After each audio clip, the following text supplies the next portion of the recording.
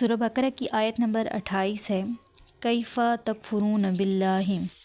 کیوں کر کفر کرتے ہو تم اللہ کے ساتھ، وکنتم تھے تم امواتن مردے، فاحیاکم پس اس نے زندہ کیا تم کو،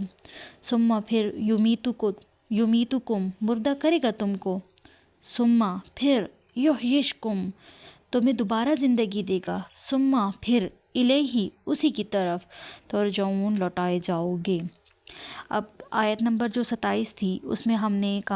پڑھا تھا تو اس میں تھا اللہ کی عبادت کرو، اسی کا حکم مانو، کیونکہ اس نے تمہیں پیدا کیا۔ اب اس آیت میں کہا جا رہا ہے کیف تکفرون باللہ، کیوں کر تم انکار کرتے ہو، کیوں تم اللہ کی بات سے انکار کرتے ہو، کیوں اللہ کا حکم نہیں مانتے، کیوں؟ وَكُنْتُمْ أَمْوَاتًا فَأَحْيَاكُمْ، تم مردہ تھے اور اس نے تمہیں زندہ کیا۔ پچھلی آیت میں تھا کہ اللہ کی عبادت کرو کیونکہ اللہ نے تمہیں پیدا کیا۔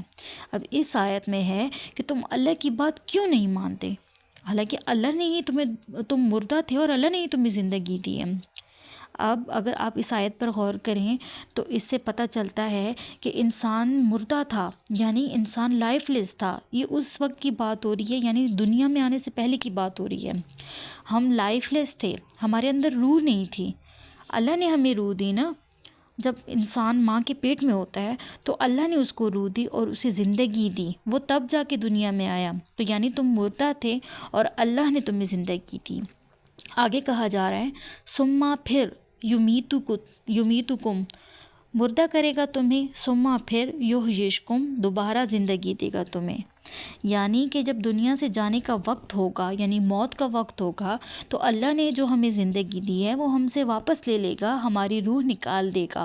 اور اس کے بعد ہمیں دوبارہ زندگی دی جائے گی، ہمیں دوبارہ زندہ کیا جائے گا اور وہ آخرت کی زندگی ہوگی، اس کے بعد موت ختم ہو جائے گی۔ آگے کہا جا رہا ہے ثم پھر الیہ اسی کی طرف ترجعون تم لوٹائے جاؤ گے، یعنی جب یہ زندگی ختم ہو جائے گی اور ہمیں دوبارہ زندگی دی جائے گی، اس کے بعد موت ختم ہو جائے گی، موت نہیں آئے گی پھر کسی کو بھی، اور اللہ تعالیٰ کے سامنے پیش کیا جائے گا، یعنی حشر کے دن کی بات ہو رہی ہے کہ اللہ تعالیٰ کے سامنے پیش کیا جائے گا، جزا اور سزا کے لیے پیش کیا جائے گا، جو ہم نے اعمال کیے ان کے لیے پیش کیا، ہمیں ہمارے اعمال کا بدلہ ملے گا اور موت ختم ہو جائے گی، پھر جنت اور جہنم کا فیصلہ ہوگا۔